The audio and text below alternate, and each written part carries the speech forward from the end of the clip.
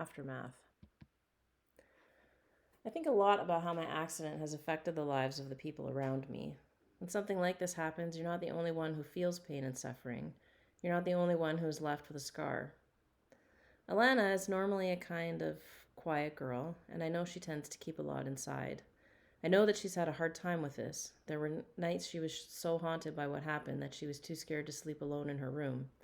Instead, she would crawl into her parents' bed. She'd also cry, for no reason in particular. And I do think that it's also had an impact on her surfing. She doesn't like to surf some of the fine breaks that are far from shore, and she's never been able to bring herself to return to tunnels.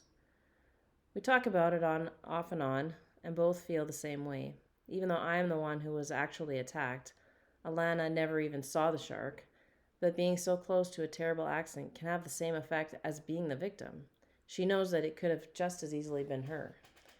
We've been friends since Hanabata days, Hawaiian term used for the days of childhood, but it really means from the days we had snotty noses. And we are more like sisters than friends. And to have something bad happen to your sister really hits you deeply. I don't really push her to talk about it. With our friendship, there's this kind of unspoken language between us. I can almost read her mind and she can read mine, so we don't have to spend a lot of time with words. We get it.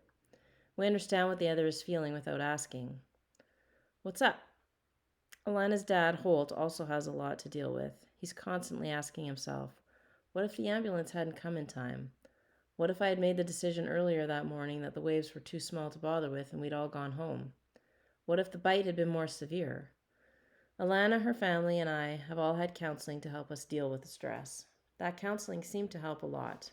Today, I can honestly say it's not something I constantly think about, which is a major step toward healing.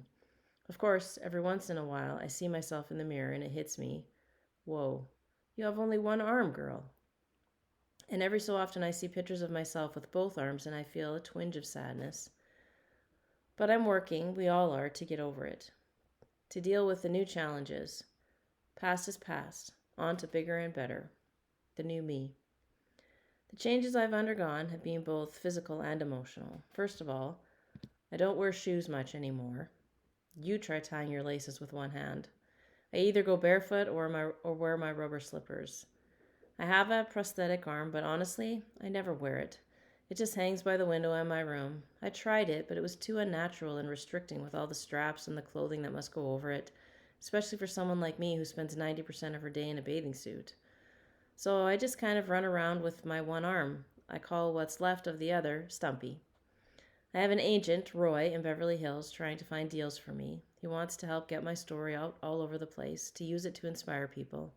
He also wants me not to have to worry about the future. But it's a funny kind of relationship because I want to do all the interviews and other things he lines up, but at the same time, I'm always trying to get out of them. Things like interviews keep me from doing what I love, surfing. I worried that Rip Curl wouldn't want to sponsor me after the attack, but they were incredibly supportive. They just want me to be myself. Of course, if I enter and win contests, that makes them really happy, and naturally they want me to wear Rip Curl clothing, which I like to do because I think it's cute. They think it's funny that I knot up one sleeve of their shirt when I'm doing a TV interview. Right from the start, while I was still in the hospital, they let me know that they were sticking with me. And this is a very cool thing for a company to do.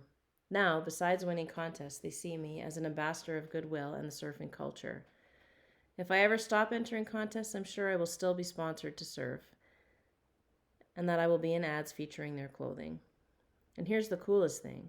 If I never win another contest, or if I decided to leave the contest scene altogether, people would still know me and recognize me as that surfer girl who got her arm bitten off by a shark. I think I'll forever be tied to the sport because of what happened, which is very cool. I like people to associate me with surfing. Even when I'm 90 years old, I have a feeling I'll be on a board even then.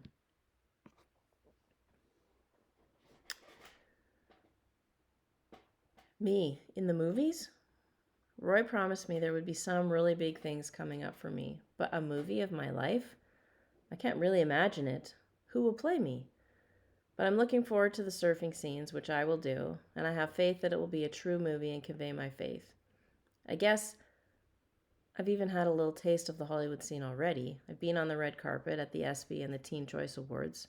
Who would ever have thought I'd be meeting Britney Spears and rubbing elbows with celebs? It was wild, and I had my friends Chantilly and Tiffany from Beverly Hills to escort me to these events and style me. Thank goodness. Without them, I would have probably been walking down the red carpet barefoot. I was just in Portugal where I made a short film for Volvo. In it, I drive a car down the beach and teach surfing to Greta Consuela, the jockey. It was fun, although I don't really think I have it in me to be an actress.